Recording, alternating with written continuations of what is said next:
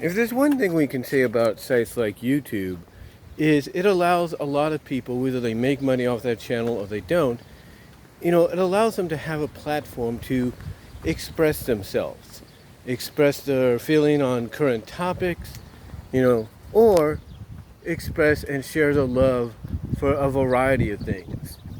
And one of the more common things that gets talked about on YouTube, well, like I was saying, one of the more common things that gets talked about on YouTube is the 1980s. And being someone that grew up in the 1980s and the early to mid 90s, I can relate with several of these individuals. I mean, being someone that was born in 1979, like I said, I could relate with them, and that's why I enjoy watching a lot of the videos and what they have to talk about. So what I'm going to do here real quickly before I clock in, to work or clock back into work from lunch and uncut, unscripted on the fly, I'm going to discuss several of these YouTubers that I do follow here on YouTube, I'm subscribed to, that, again, like me, grew up in the 80s and is one of the main reasons I enjoy watching what they have to say. I can relate with them. So here's several of these unique YouTubers that grew up in the decade that I did primarily, that I believe you should also check out if you haven't already. Okay, so the first one is RobTheWonderFul. Now, I first discovered Rob several years ago, like while I was still living here in Patterson. I discovered him on YouTube through Huey Toonmore, believe it or not. Huey Toonmore, who used to call himself Huey Lewis after, of course, the singer Huey Lewis, but then changed it to Huey Toonmore. He did a collab with Rob on the top, I guess, what was it, top 10 80s, cartoon 80s intros or something. And he wanted Rob on board because Rob, of course, unlike Huey, aka Logan's his real name, but unlike Huey, Rob was more of an expertise, excuse me, I stutter there. Rob was more of an expertise on the 80s than Huey, seeing as though Huey was more of a 90s kind of guy. So, being someone that grew up in the 1980s like myself, Rob was able to kind of help him out with the cartoon intros. Now, because of that collab, not only was that the first time I discovered who RobTheWonderFul was, but it also gave me an idea that, hey, this guy comes from the same decade that I do, and probably has a love for some of the same stuff that I and many, kids of the 80s, boys and girls, men and women, were fans of and very fond of. So I ended up subscribing to Rob's channel, and I also subscribed to his Blimp channel. Now, the reason I say that is because when I first discovered a lot of these guys, Blimp was still one of the primary alternative video services out there alongside YouTube. And Blimp was a little bit more freelance, if you will. They were less restrictive when it came to certain, videos or certain things you could talk about and stuff like that. So I subscribed not only to his YouTube channel, but because I also had a Blimp channel of my own, I subscribed to his Blimp channel, and the rest was history. And he talks about a variety of movies. He reviews, I should say, a variety of films and cartoons through his cartoon clip show. Some I know about and some I didn't know about until I listened to what he had to say about them. One particularly is one cartoon clip show, I should say in particular, is Fire and Ice. Yeah, Fire and Ice. He did a cartoon clip show where he reviewed that movie, and that's the first time I had actually heard about it. I mean, I had seen clips of it throughout my time in the 90s and and even the late 80s, I should say, and throughout most of the 90s and all that. I had seen clips, if not screenshots, but I didn't know what it was. I mean, I knew part of it was related to Ralph Baskey. I think that's who it was, but I didn't know much about it. It wasn't until, like I said, I watched Rob's review on it during the Cartoon Clip Show, that I got interested in the movie. I found out more about it and decided, because of Rob, and it was Rob the Wonderful that actually gave me the idea to do it, I decided to purchase the movie on Blu-ray off of Amazon. So, that's one thing I can thank Rob the Wonderful for, and that is inspiring me or giving me the nudge to purchase this movie, because it looks good. The animation looks really good. But it wasn't just things like fire and ice. He would also talk about other things that we grew up with as well. And he would give his opinion on certain things too, like, why a certain reboot of a classic 80s show didn't work, or why a reboot did work, and stuff like that. So he would basically take a lot of shows from the 80s and the 90s, and even today, or in the past decade, and talk about them, even if he didn't have as much knowledge as he does with shows of the 80s and the 90s. So yeah, Rob is one of those individuals that, thanks to a collab that he did with Huey Toonmore, someone that's more of a 90s expert, I should say, with all due respect, not only did I discover who he is as a content creator, YouTube creator, but also discovered, like I said, that he comes from the same decade as I do, and that is the 1980s. So if you haven't checked out Rob the Wonderful yet on YouTube, I suggest you do, because you know what? Now, like I said, not only does he do a cartoon clip show, which is his primary series, cartoon clip show reviews of shows from the 80s and the 90s, but he also does them on shows of today, and he even does some on movies.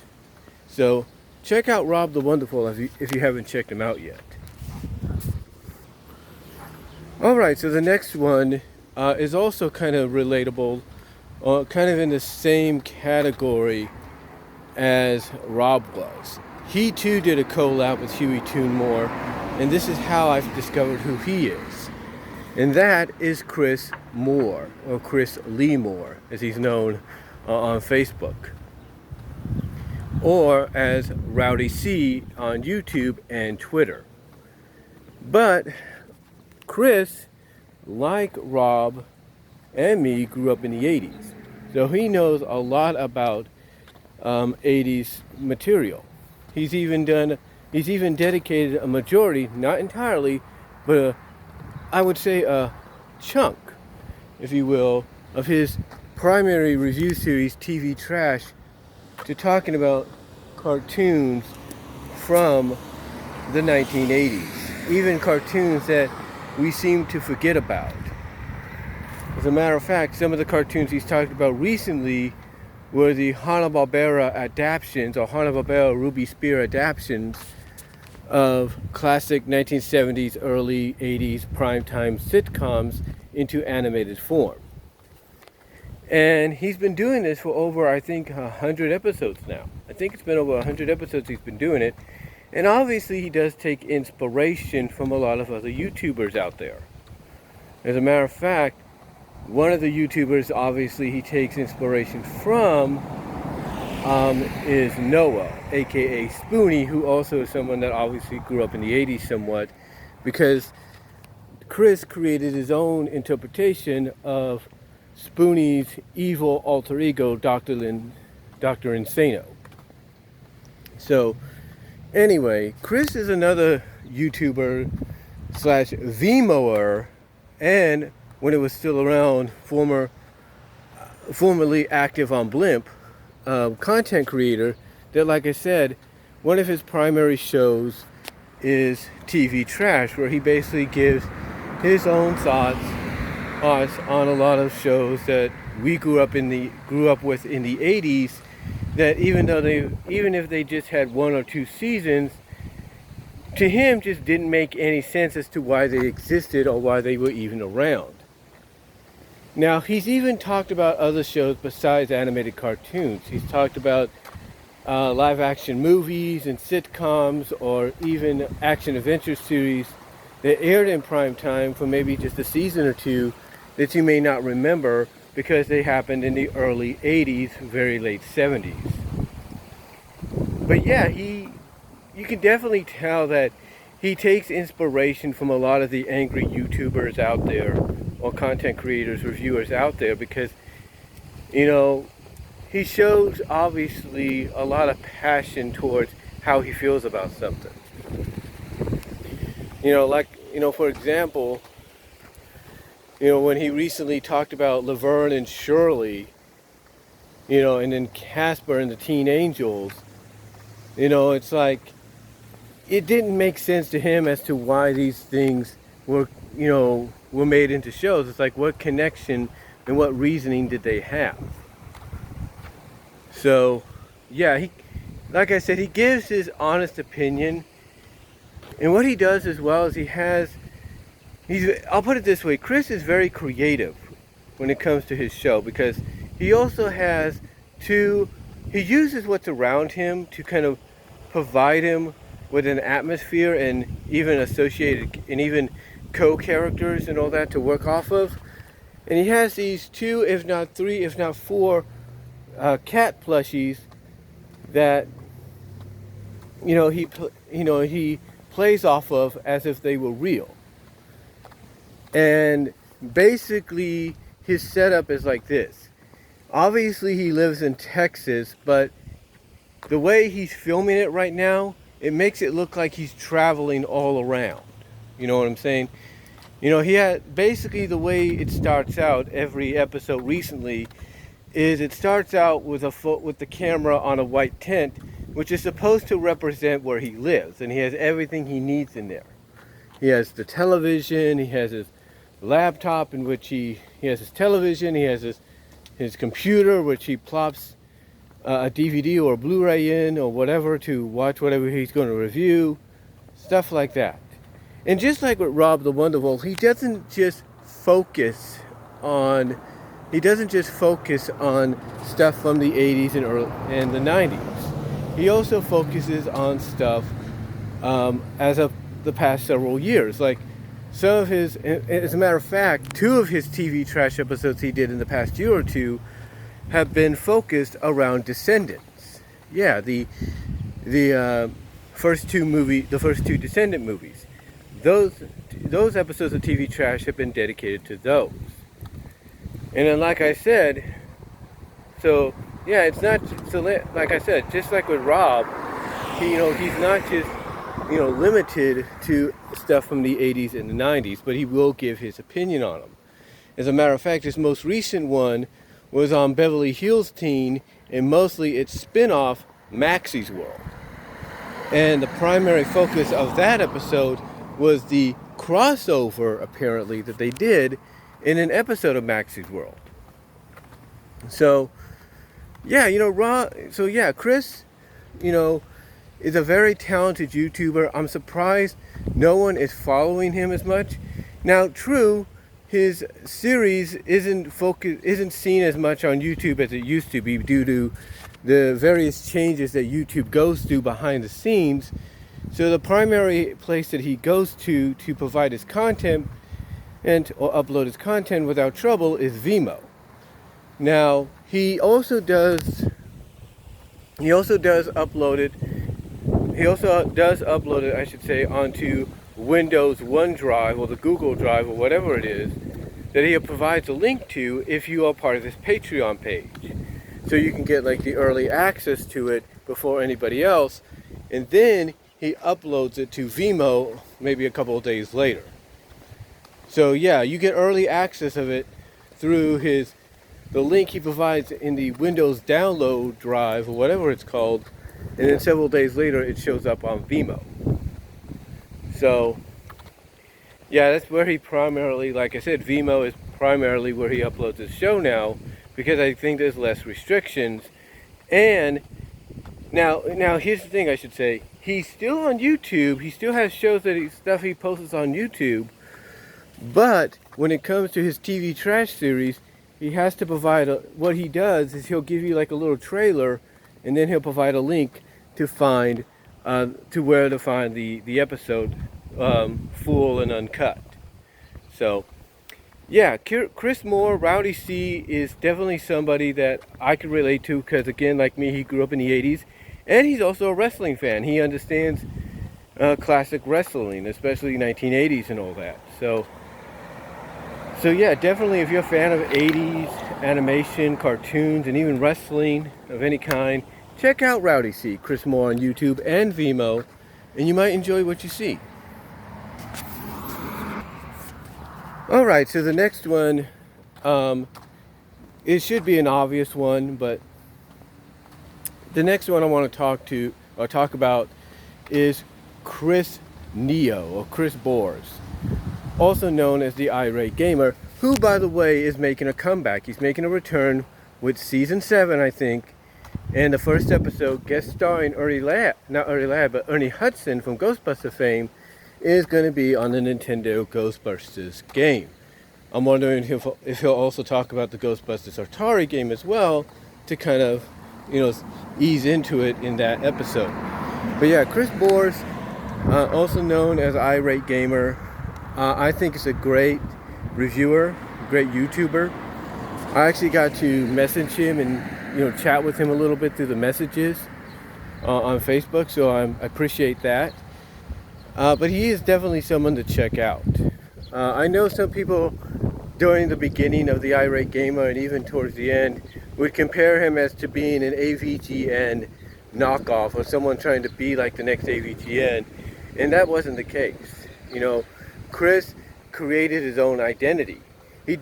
True, Irate Gamer was a primary focal point of his series of his channel on YouTube, but he also had other avenues he went down.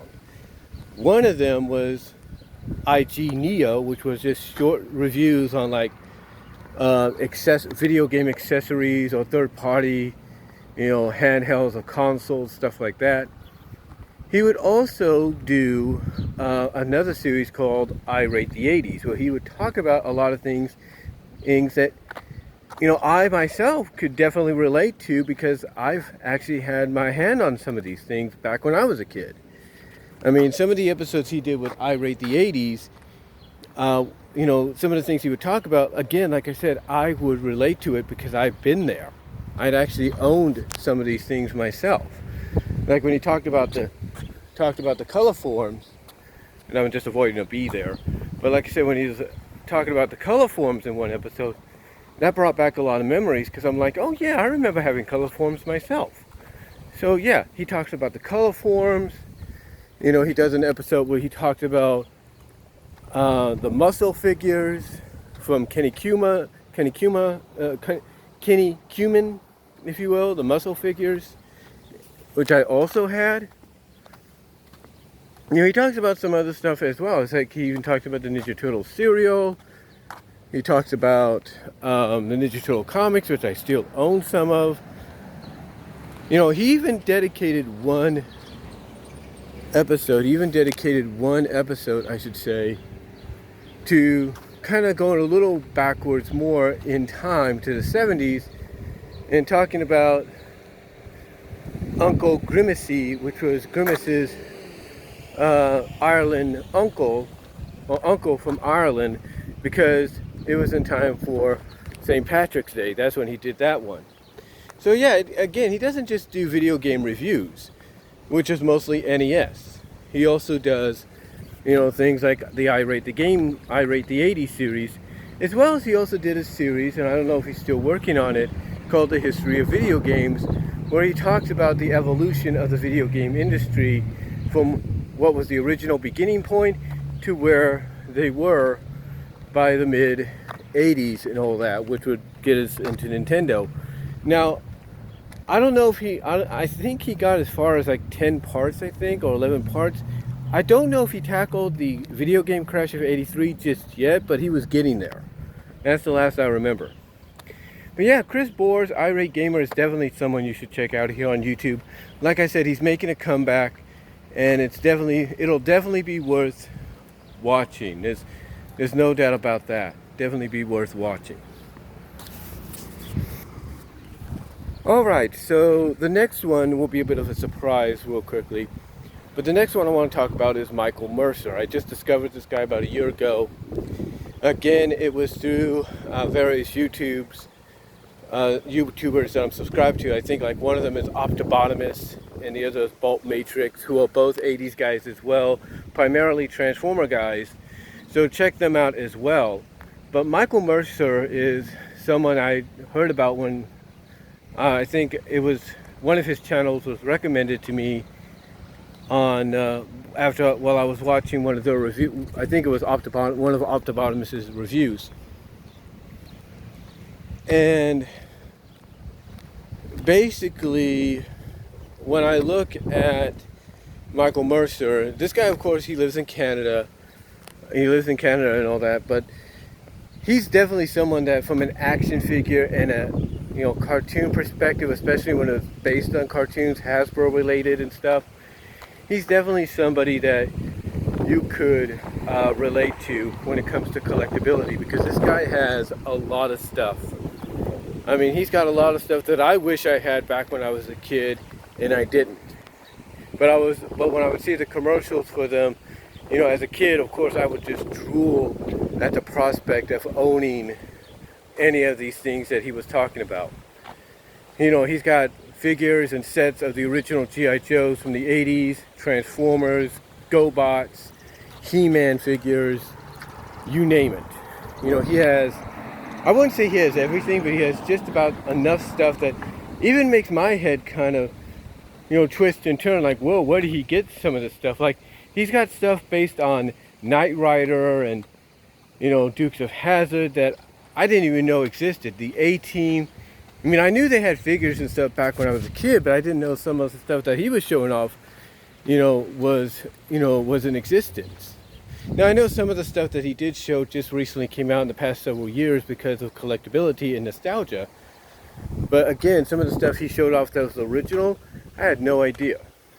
I had no idea existed for those properties.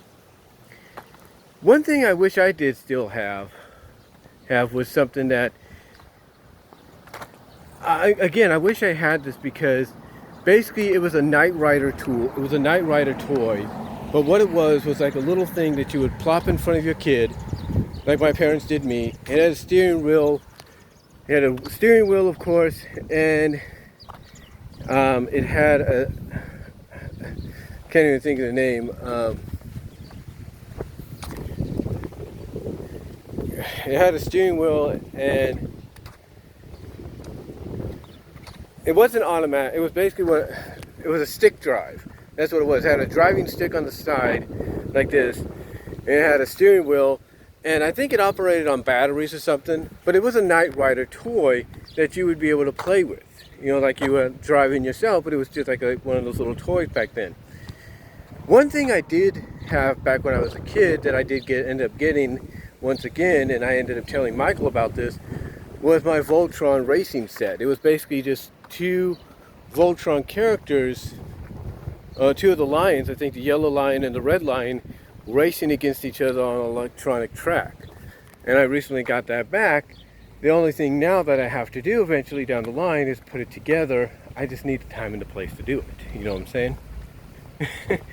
Anyway, though, yeah, I ended up getting that back through eBay and all that, which I'm glad to have, because again, I had that when I was a kid. I got that at Christmas around 86, 85. So anyway, yeah, Michael Mercer is definitely someone you should check out as well, because he even does live stream commentaries or discussions with the likes of a Bolt Matrix and a Optibotimus. So definitely check out Michael Mercer if you've not checked him out yet. Alright, so the other one I want to talk about is one that obviously is admired in controversy by a lot of people, and that is Doug Walker, aka Nostalgia Critic. And I know some people are like, well, why are you still a fan of the guy? Well, again, it's because Doug, like myself, grew up in the 80s. I think he grew up, yeah, he grew up mostly in the 80s. Probably not as much as I did and the others that I mentioned did, but he grew up in the 80s. And Doug does understand where we come from because, you know, you could tell that he likes to talk about things from the past, although some criticize him for changing up his style in the past year or so. But yeah, you know, Doug is a great individual to watch in a sense when it comes to his content. I mean, if you ignore a lot of the behind the scenes stuff going on, or the fact that he's changed up his style in various ways, like what he reviews and stuff, he's actually a decent reviewer. Again, like I said, I know some people don't like the direction he's taken in Nostalgia Critic, but I think right now with what's going on, it kind of, in my opinion, is giving him time to reflect and be like, you know what, I'm at home now because of what's going on. This is how I started, and maybe it's going to give him more inspiration to do more. So Doug Walker, again, as a Nostalgia Critic, is definitely someone I would suggest checking out. If you ignore everything that happened behind the scenes, he's definitely worth watching, especially if you want to look at the reviews that you felt were more Nostalgia Critic based than anything else that he has done. So definitely check out Doug Walker, Nostalgia Critic at Channel Awesome, if you haven't just yet. Okay, so the last one before I close up, of course, is very obvious. It's James Rolfe, aka the Angry Video Game Nerd. He's a guy that definitely, if you want to check out someone that's about the past, you know, when it comes to video games and other stuff like movies and such, this is definitely a guy to check out because, you know, he's not afraid to show off home movies and stuff of himself when he was a kid, you know, playing video games or showing what he used to love to do. I mean, he's definitely worth watching if you have not watched him yet. I mean, he definitely shows how he got his love for movie creating and all that down when he was a kid. I mean, he even dedicates one episode where he shows off the various cameras he and his family has owned throughout the decades and up to now. And again, he talks about a variety of video games from the past, not just Nintendo, but other ones, Atari, Coleco, Intella, you name it. It's definitely worth watching. And again, he does more than that. He does reviews. He does what's known as rental reviews now, where he talks about movies from the past several years, if not several decades. He's an avid Godzilla fan, there's no doubt about that. And he has a lot of knowledge on that character. He's an avid monster fan, period. He knows about the Universal monsters, you know the original Universal monster series. He knows about Godzilla, King Kong. Name him, ask him anything about that, and he'll give you an answer. But definitely check out James Rolfe, the Angry Video Game Nerd, because I guarantee you, if you want a definitive blast from the past and nostalgia-wise of anything 80s and even beyond that, and before and after that, just check him out and he'll give you your daily dose. So anyway though, guys, that's pretty much the YouTubers, video content creators I watch because of the fact that they grew up in the 80s like I did, 80s and early to mid 90s like I did. So let me know what you all think down below. Do you agree with some of my lists? Do you agree with me with some of the people I've watched? Let me know down below, and I'll talk to you later.